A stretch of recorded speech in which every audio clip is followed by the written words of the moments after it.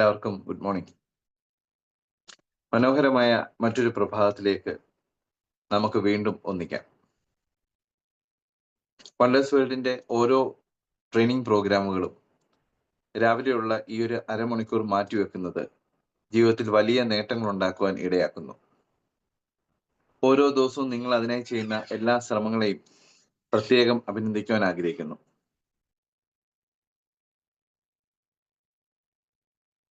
ലോകത്തിൽ ഏറ്റവും കൂടുതൽ ഗ്ലോറിഫൈ ചെയ്യപ്പെട്ടിട്ടുള്ള ഒരു സിസ്റ്റമാണ് മാർക്കറ്റിംഗ് എന്നത്. കാലാകാലങ്ങളായി ഇത്തരം ആശയങ്ങളെ നമ്മൾ എല്ലാവരും നെഞ്ചിലേറ്റിയിട്ടുണ്ട്, പല രീതിയിലും പല ഭാവത്തിലും. നമുക്ക് ഇന്ന് മാർക്കറ്റിംഗ് ചെയ്യാൻ കഴിയുന്നതും അത് വലിയൊരു കാര്യം തന്നെയാണ്. ഒരു ആർട്ട് ഓഫ് കണക്ഷൻ ആയിട്ടാണ് മാർക്കറ്റിങ്ങിനെ പലപ്പോഴും ഡിഫൈൻ ചെയ്തിട്ടുള്ളത്. മറ്റൊരാളിലേക്ക് നമ്മൾ ഒരു പ്രൊഡക്റ്റ് എത്തിക്കുക അല്ലെങ്കിൽ നമ്മുടെ ഒരു സർവീസ് എത്തിക്കുക എന്നതിനപ്പുറം ഒരു വലിയ പ്രശ്നപരിഹാരമാണ് അവിടെ സംഭവിക്കുന്നത്. മറ്റൊരാളുടെ വികാരങ്ങളും വേദനകളും ഒക്കെ മനസ്സിലാക്കി കസ്റ്റമറിന്റെ പെയിൻ പോയിന്റിന് ഒരു സൊല്യൂഷൻ കൊടുക്കുമ്പോൾ അത് മറ്റൊരർത്ഥത്തിൽ പറഞ്ഞാൽ അതൊരു കല തന്നെയാണ്. മാർക്കറ്റിംഗ്, സെയിൽസ് തുടങ്ങിയ മേഖലയിൽ പ്രവർത്തിക്കുന്ന ഓരോരുത്തർക്കും ഇത്തരത്തിൽ ഉള്ള നല്ല ടിപ്സുകൾ കിട്ടുന്നത് തീർച്ചയായും അത് വലിയൊരു ബോണസാണ്. എന്തിനാണ് നമ്മൾ ഇങ്ങനെ ഒരു കാര്യം പറയുന്നത്? നമ്മൾ ഓരോരുത്തരും ഒരു ബിസിനസ് പ്രൊമോട്ടേഴ്സ് ആണെങ്കിൽ, ഒരു ആശയത്തെ പ്രൊമോട്ട് ചെയ്യുന്നുണ്ടെങ്കിൽ, നമ്മൾ കൊടുക്കുന്നത് ഒരു പ്രൊഡക്റ്റോ സർവീസോ ആണെങ്കിൽ ഈ ഒരു കാര്യത്തിനെ ലോകം അല്ലെങ്കിൽ നമ്മുടെ സിസ്റ്റം എങ്ങനെ വീക്ഷിക്കുന്നു എന്നറിഞ്ഞിരിക്കണം. ഇന്ന് നമുക്ക് ചെയ്യാവുന്ന ജോലികളിൽ വെച്ച് ഏറ്റവും മനോഹരമായ ഒരു കാര്യമാണ് മാർക്കറ്റിംഗ് എന്നത്. അത് ചെയ്യുവാൻ കൃത്യമായി പഠിക്കുകയും അതനുസരിച്ച് പരിശീലിക്കുകയും വേണം. ഇങ്ങനെ ചിന്തിക്കുമ്പോൾ ഇന്നത്തെ ടോപ്പിക്കിന് വളരെ പ്രത്യേകതയുണ്ട്. ഒരുപക്ഷെ നമ്മൾ നമ്മുടെ ഫ്ലയറിൽ കണ്ടു കാണും, അല്ലെങ്കിൽ ഒരുപക്ഷെ കേട്ടിട്ടുണ്ടായിരിക്കും.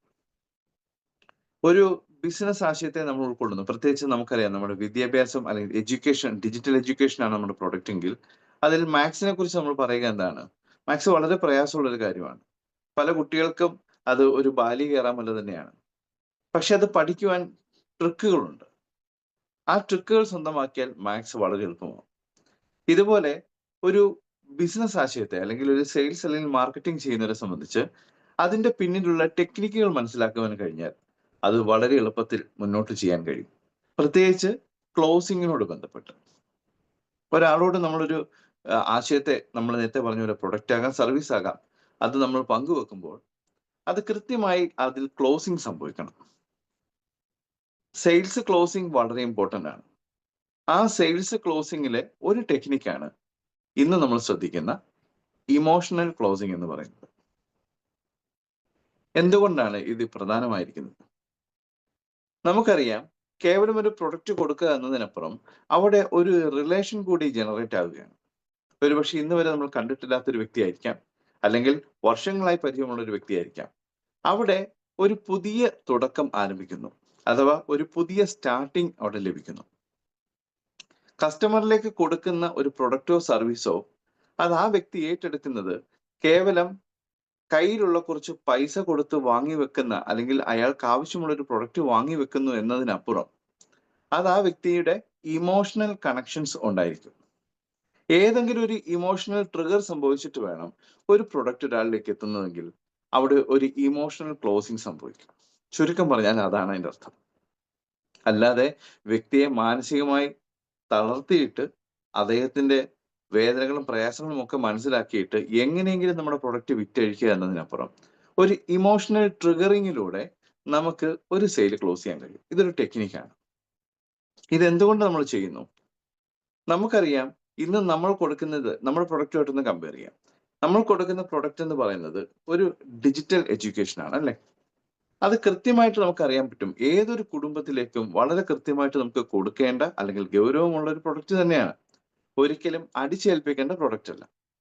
ഇന്ന് ഇത്തരത്തിൽ ഓരോ കുടുംബങ്ങളിലും അവരുടെ കുട്ടികളിലേക്കൊന്ന് അടുത്ത് നിരീക്ഷിച്ചാൽ ഏതൊരു കുടുംബത്തിനും പറയാൻ ഉണ്ടാകുക ഒരു കഥ എന്ന് പറയുന്നത് അവരുടെ കുട്ടികളുടെ ഈ ഒരു വിദ്യാഭ്യാസത്തോട് ബന്ധപ്പെട്ട് പ്രത്യേകിച്ച് നമുക്കറിയാവുന്ന പോലെ ഏതൊരു വിഷയത്തിലെടുത്താലും ഒരു പ്രധാനപ്പെട്ട വിഷയമായിട്ട് മാത്സ് വരും.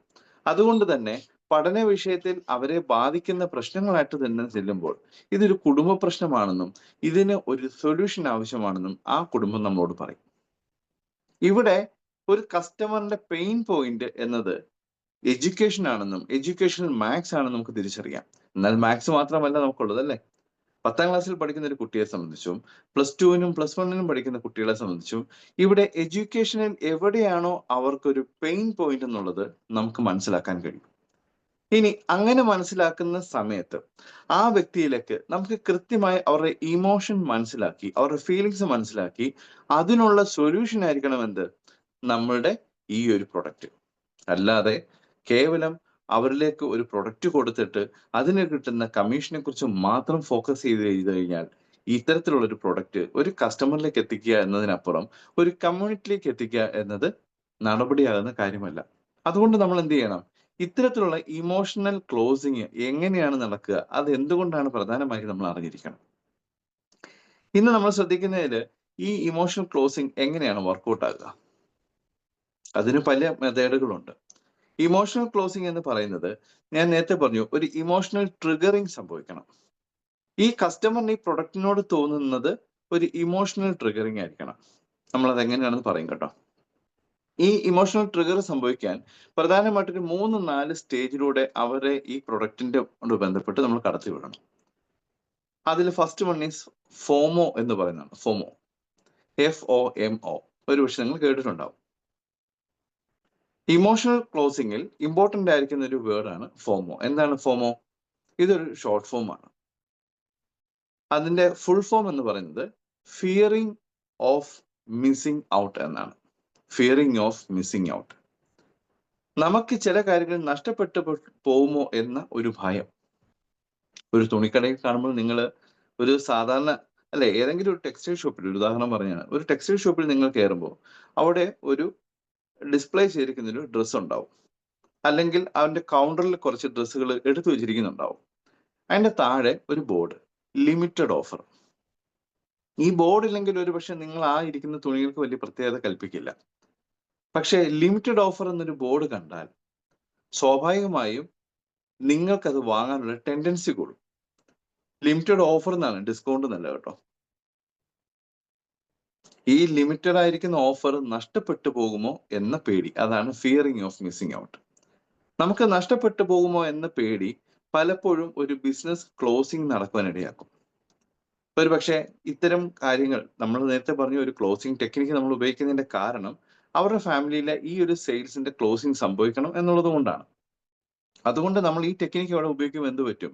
നമ്മുടെ ചില ലിമിറ്റഡ് ഓഫറുകളെ കുറിച്ച് നമ്മൾ പറഞ്ഞേക്കാം. ഒരു പക്ഷേ ചില പ്രൊഡക്റ്റുകൾക്ക് നമ്മൾ കൊടുക്കുന്ന ഇപ്പം നമുക്കറിയാം നമ്മുടെ പ്രൊഡക്റ്റിനോട് ബന്ധപ്പെട്ട് നമ്മൾ ഒരു ഓഫർ കൊടുത്തിട്ടുണ്ട്. നീറ്റിനോടും ജെഇയോടും ബന്ധപ്പെട്ടു. അതുപോലെ നമ്മുടെ മാട്രിക്സ് എന്ന നമ്മുടെ പ്രൊഡക്റ്റിനോട് ബന്ധപ്പെട്ടു. ഇത്തരം ഓഫറുകളെല്ലാം തന്നെയും അതിനൊരു ലിമിറ്റഡ് ടൈം നമ്മൾ കൊടുത്തിട്ടുണ്ട്. ആ സമയത്ത് അത് സ്വന്തമാക്കുകയാണെങ്കിലോ അത് നമുക്ക് കൂടുതൽ ബെനിഫിറ്റ് ഉള്ളതാണ്. നമുക്കറിയാം നമുക്കിപ്പോൾ കിട്ടുന്ന ഇൻസെന്റീവുകൾ അല്ലെ, പേഴ്സണൽ സെയിൽസ് ഇൻസെന്റീവിൽ ഉണ്ടായിരിക്കുന്ന വ്യത്യാസം അതൊരു ഓഫറാണ്. ഈ ഓഫർ നഷ്ടപ്പെട്ടു പോകുമോ എന്ന ഭയം നമുക്ക് ഉണ്ടാവണം. എങ്കിൽ മാത്രമേ നമ്മൾ അതിനെ പ്രയോറിറ്റി കൽപ്പിക്കൂ. നിങ്ങൾ നിങ്ങളുടെ മറ്റുള്ള പർച്ചേസിംഗ് നടത്തുന്ന ഏത് കാര്യത്തിനോട് ബന്ധപ്പെട്ട് ചിന്തിച്ചോ, ഇത്തരത്തിലുള്ള ഒരു പെയിൻ പോയിന്റ് അഥവാ ഫോമോ സംഭവിക്കുമ്പോഴാണ് പലപ്പോഴും നമ്മൾ പല സാധനങ്ങളും വാങ്ങുന്നത്. ഒരുപക്ഷെ ഓൺലൈനിലുള്ള വലിയ ബിഗ് സെയിലുകളൊക്കെ വരാറുണ്ട് അല്ലെ, ഇ കോമേഴ്സ് പ്ലാറ്റ്ഫോമുകളിലൊക്കെ വലിയ ബിഗ് സെയിൽ പ്രൊമോഷൻ ടൈമുകൾ വരാറുണ്ട്. ആ സമയത്ത് നമുക്ക് ആവശ്യമില്ലാത്തതാണെങ്കിൽ കൂടെ അതിന്റെ പ്രൈസ് ടാഗ് നോക്കിയിട്ട് നമ്മൾ എന്ത് ചെയ്യും? ഇത് വാങ്ങി വെക്കും. കാരണം ഇപ്പോൾ ഇത് കിട്ടും, ഇപ്പോൾ ഇത് കിട്ടിയില്ലെങ്കിൽ ഇത് നഷ്ടപ്പെട്ടു പോകുമോ എന്ന ഭയം നമ്മളിലുള്ളത് കൊണ്ട് നമ്മളത് വാങ്ങും. അതാണ് ഫോമോ എന്ന് പറയുന്നത്. രണ്ടാമത്തെ സംഗതി love and care for your family എന്നുള്ളതാണ്. വളരെ സിമ്പിൾ വേർഡ്സ് ആണ്, love and care for your family. ഒരു പ്രൊഡക്റ്റിനോട് ഇമോഷണലി അറ്റാച്ച്ഡ് ആക്കുന്നത് അത് അവരുടെ കുടുംബത്തിന് ആവശ്യമുള്ള ഒരു കെയർ ആയിട്ട് മാറുമ്പോഴാണ്. നമ്മൾ ഈ പ്രൊഡക്റ്റിനെ കുറിച്ച് പറയുന്നത് സത്യസന്ധമായിട്ട് ചിന്തിച്ചു നോക്കിയേ, ഇത് ശരിക്കും കുടുംബവുമായിട്ടൊരു കണക്ഷൻ ഇല്ലേ? കുടുംബത്തിനോടുള്ള സ്നേഹവും കരുതലും ഒക്കെ ഇതിൽ കണക്റ്റഡ് അല്ലേ? നിങ്ങളുടെ കുട്ടികളെ നിങ്ങൾ സ്നേഹിക്കുന്നുണ്ടെന്നുള്ളത് അതിന് ഒരു സൊല്യൂഷൻ ആയിട്ട് ഇത് കുട്ടികൾക്ക് കൊടുക്കാൻ കഴിയുന്ന ഒരു പ്രൊഡക്റ്റാണ് നമുക്ക് ഇത് അവതരിപ്പിക്കാൻ കഴിയും. അത് തെറ്റല്ല. ഒരു പ്രൊഡക്റ്റ് ഒരു ആളിലേക്ക് എഫക്റ്റീവ്ലിയും അതുപോലെ തന്നെ എന്താണ് പ്രൊഡക്ടിവിറ്റിയിലും നമുക്ക് വളരെ നന്നായിട്ട് അത് കൊടുക്കാൻ കഴിയണം.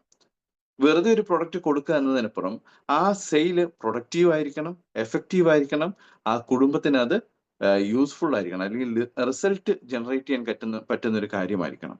ഒരു കുട്ടിയുടെ ജീവിതത്തില് ഇത്തരത്തിലൊരു മാറ്റം ഉണ്ടാകുവാൻ, പ്രത്യേകിച്ച് പഠിക്കുവാൻ ഒരു പാരലൽ സിസ്റ്റം ലഭിക്കുക എന്ന് പറയുന്നത് ചെറുതല്ല. പല കുട്ടികളും നോൺ സ്കൂളിംഗ് എഡ്യൂക്കേഷനിലേക്ക് ഇന്ന് പോകുന്നുണ്ട്. അല്ലെങ്കിൽ ചില സിസ്റ്റംസ് അതിനെ പിന്താങ്ങിക്കൊണ്ട് പല സോഫ്റ്റ്‌വെയറുകളും ആപ്പുകളും ഒക്കെ വന്നുകൊണ്ടിരിക്കുന്നു. ഒരു കുട്ടി ഒരു സബ്ജക്റ്റ് പഠിക്കുവാൻ തിരഞ്ഞെടുക്കുന്നതിന് മുമ്പ് അവന്റെ ഇഷ്ടം ഏതാണെന്ന് തിരഞ്ഞെടുക്കാൻ കഴിയുന്ന ആപ്റ്റിറ്റ്യൂഡ് ടെസ്റ്റുകളുണ്ട്.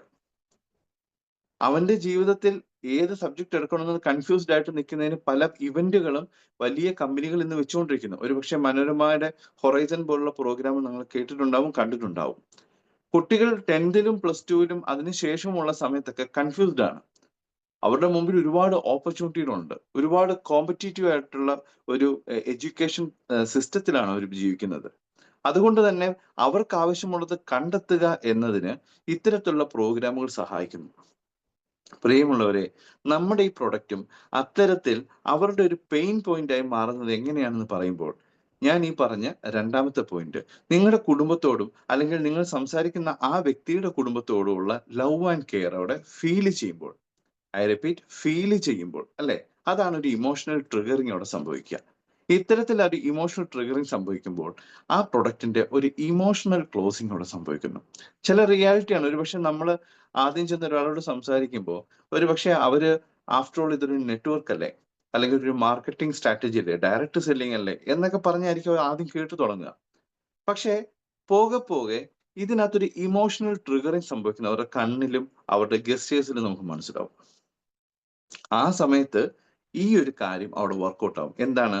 ഈ ഇമോഷണൽ ട്രിഗറിങ് സംഭവിക്കുന്നു. സോ ആ ക്ലോസിംഗ് വളരെ എളുപ്പമായിരിക്കും. മൂന്നാമത്തെ ഒരു സംഗതി, need for freedom or control എന്നുള്ളതാണ്. ഇന്ന് ഏതൊരു വ്യക്തിയും ആഗ്രഹിക്കുന്നത് ഏത് പ്രൊഡക്റ്റ് വാങ്ങിച്ചാലും അതിന് ഒരു സിസ്റ്റമാറ്റിക് ആയിട്ടുള്ള ഒരു ഫിനാൻഷ്യൽ ഫ്രീഡം അത് നേടിക്കൊടുക്കാൻ കഴിയണം. ഏത് ജോലിയും ചെയ്യുന്നവർ ആഗ്രഹം അതാണ്, അല്ലേ?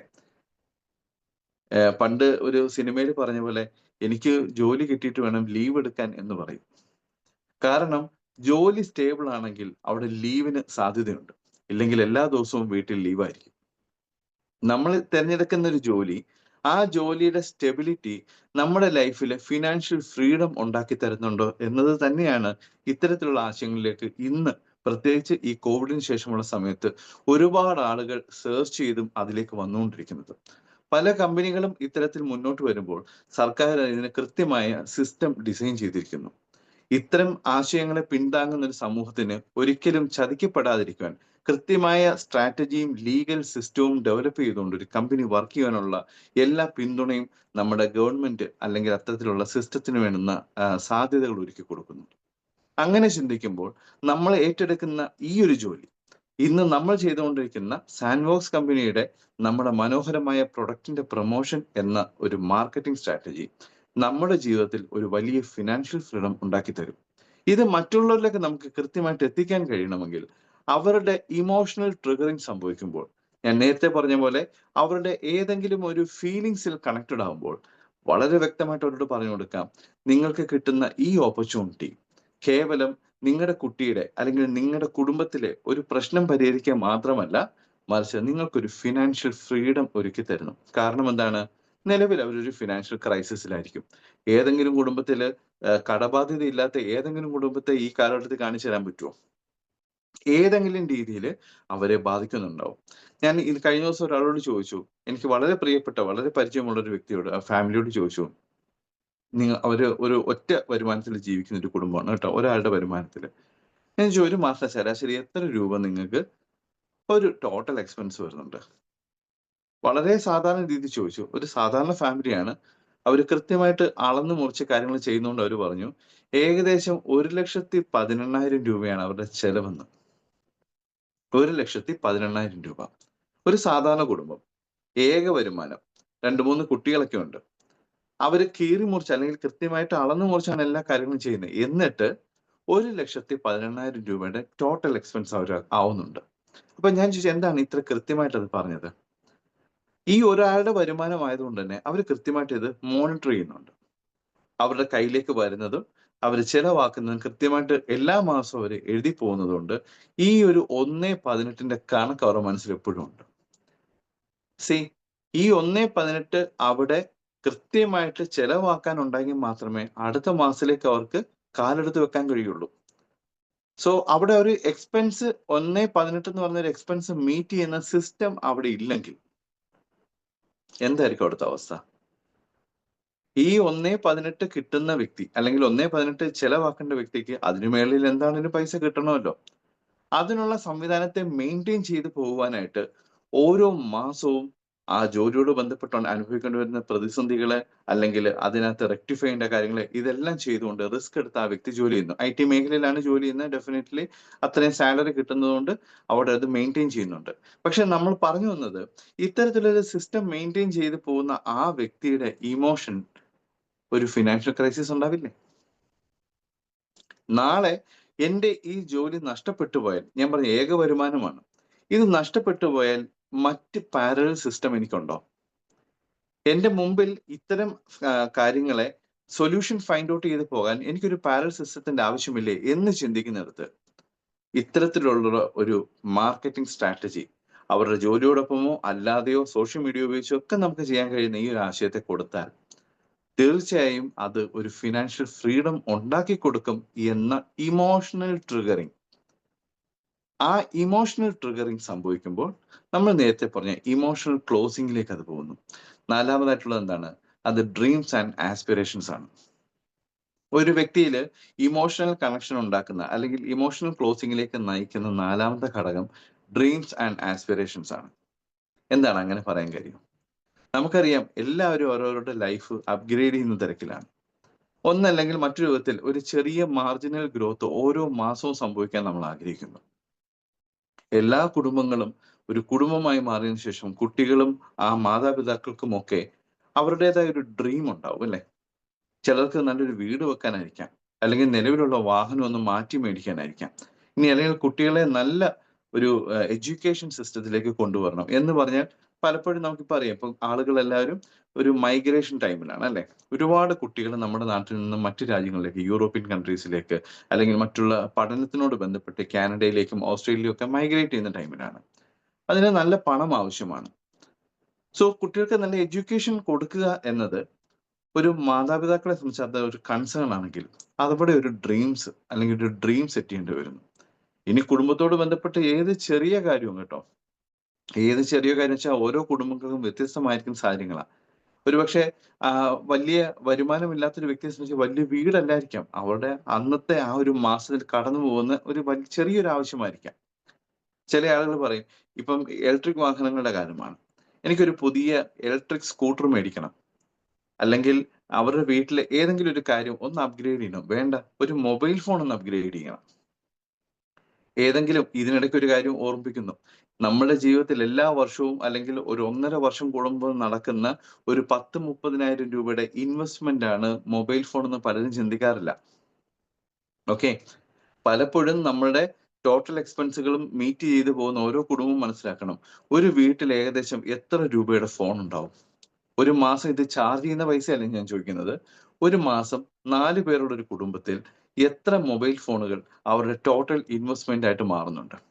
ഇന്ന് 10-30,000 രൂപയ്ക്ക് മേലെയുള്ള ഫോണുകളാണ് മിനിമം ഒരാൾ ഉപയോഗിക്കേണ്ടി വരിക. കാരണം ഇന്നത്തെ സിസ്റ്റം അനുസരിച്ച് ഉപയോഗിക്കാൻ പറ്റുന്ന രീതിയിൽ 4G 5G പോലുള്ള അഡ്വാൻസ് സംവിധാനങ്ങളൊക്കെ ഉള്ള നല്ല പ്രോസസ്സറുള്ള ഫോണിന് 30,000 രൂപയ്ക്ക് മേലെ വരും. 4 പേരുള്ള ഒരു കുടുംബത്തിൽ ഒരേ വർഷം ആ ഫോൺ വാങ്ങിച്ചാൽ 1.20 അവിടുത്തെ ഇൻവെസ്റ്റ്മെന്റ് ആണ്. ഇനി ഈ ഇൻവെസ്റ്റ്മെന്റിനെ മീറ്റ് ചെയ്യുവാനോ 4 രീതിയിലുള്ള EMI ഓരോ മാസവും പോകുന്നു. ഒരു ഫോണിന് ശരാശരി 5,000 രൂപയുടെ EMI ആണ് ഉള്ളതെങ്കിൽ ഒരു വർഷത്തേക്ക് 12 മാസത്തേക്കാണ് അത് എടുക്കുന്നതെങ്കിൽ അല്ലെങ്കിൽ 18 മാസത്തേക്കാണ് എടുക്കുന്നതെങ്കിൽ ഒരു മാസം 20,000 രൂപയുടെ EMI ഈ ഒരു 1.20 അടയ്ക്കേണ്ടി വരുന്നു. ഇതൊരു ബാധ്യതയല്ലേ? നമ്മുടെ ഒരു മാസത്തിലൂടെ അല്ലെങ്കിൽ ഒരു ലൈഫിലൂടെ നമ്മൾ കടന്നു പോകുമ്പോൾ ഇതൊന്നും നമ്മൾ വലിയ കാര്യമായിട്ട് ശ്രദ്ധിക്കാറില്ല. പക്ഷെ പോകെ പോകെ ഞാൻ നേരത്തെ പറഞ്ഞ പോലെ ഒരു പെയിൻ പോയിന്റ് വരുന്ന സമയത്താണ് ഈ ഇമോഷണൽ ട്രിഗറിങ് വരിക.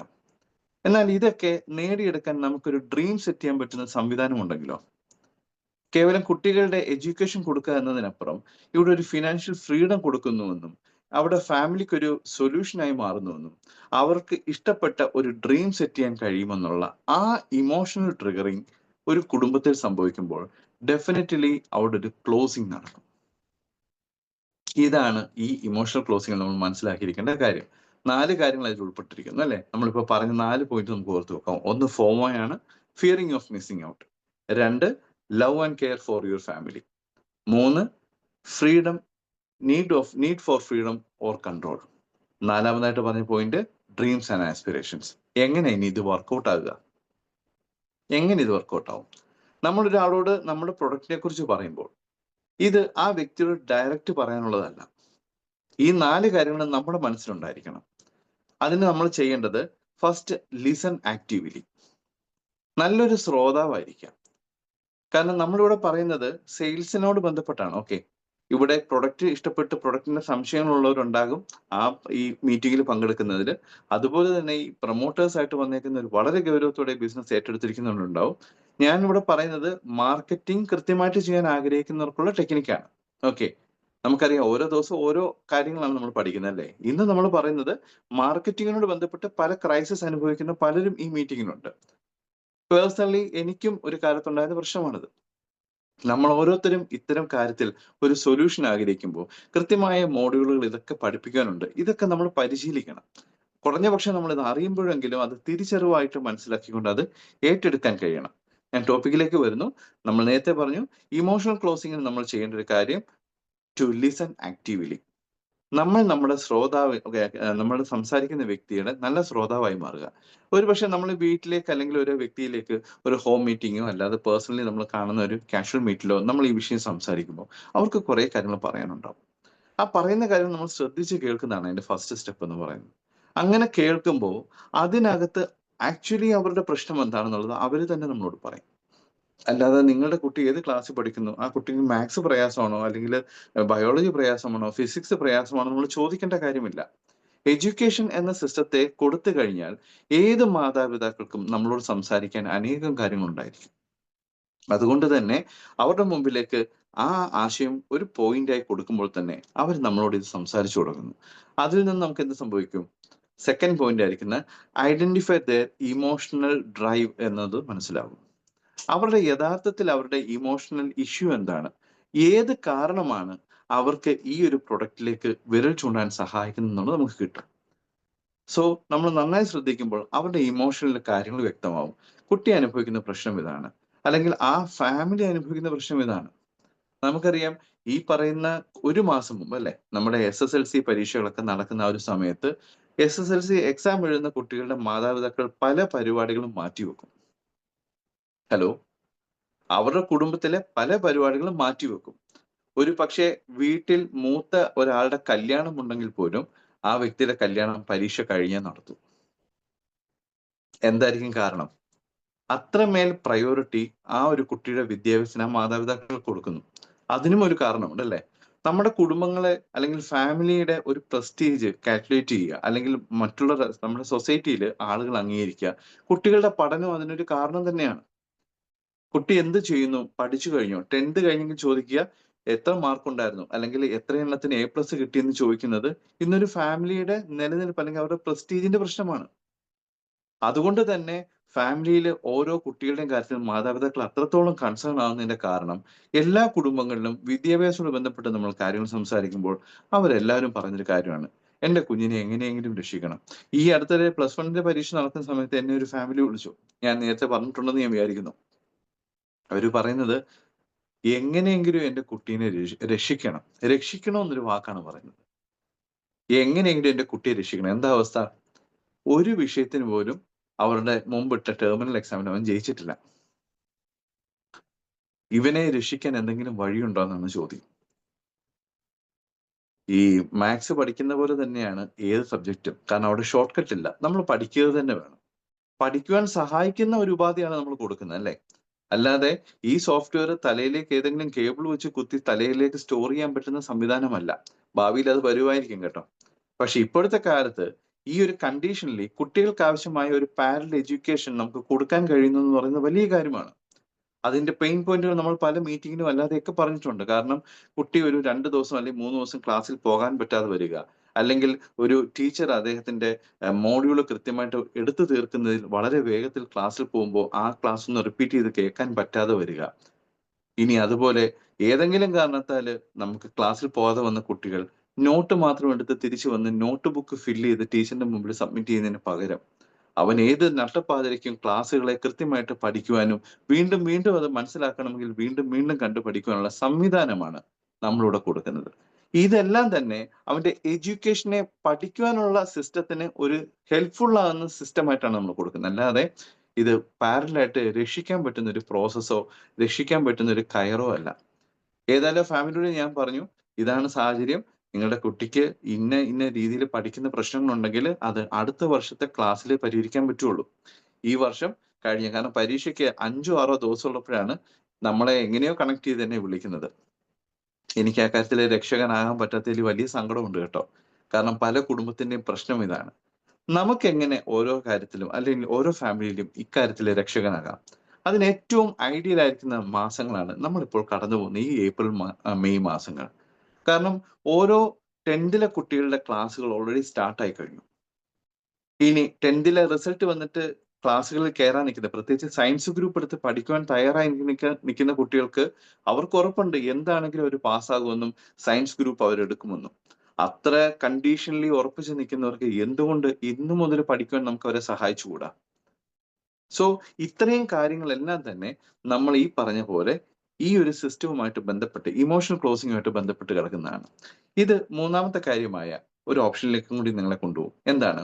നേരത്തെ പറഞ്ഞു listen actively, 2 identify their emotion and മൂന്നാമത്തെ കാര്യം ടെൽ എ റിലേറ്റബിൾ സ്റ്റോറി.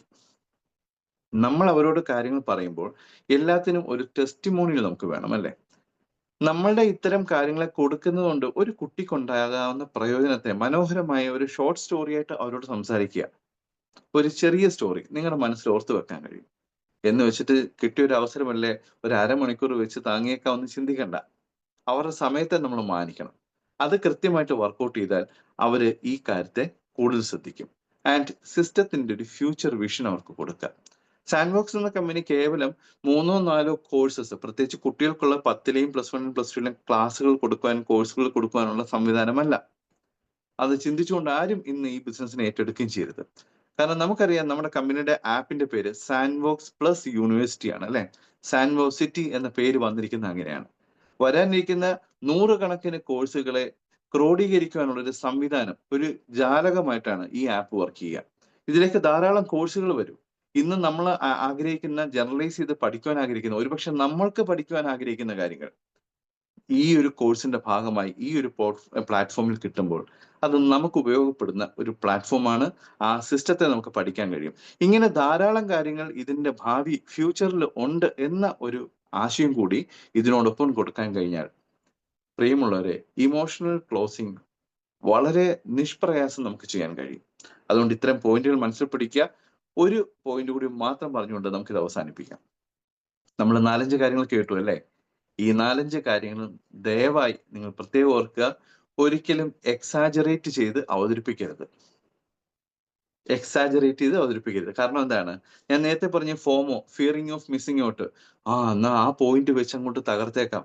അവരെ ഇട്ട് പേടിപ്പിച്ച് എടുക്കാനല്ല ഈ പ്രൊഡക്റ്റ്. ഇത് ഇന്ന് മേടിച്ചില്ലെങ്കിൽ നിങ്ങളുടെ കാര്യം കട്ടപ്പുകയാവും. അല്ലെങ്കിൽ ഈ ഒരു ഓഫർ നിങ്ങൾക്ക് കിട്ടില്ല. നിങ്ങൾ ഇന്ന് തന്നെ അത് വാങ്ങിക്കണം അല്ലെങ്കിൽ നാളെ തന്നെ അത് മേടിക്കണമെന്ന് പറയും. ഒരിക്കലും അവരെ നിർബന്ധിക്കാൻ പാടില്ല.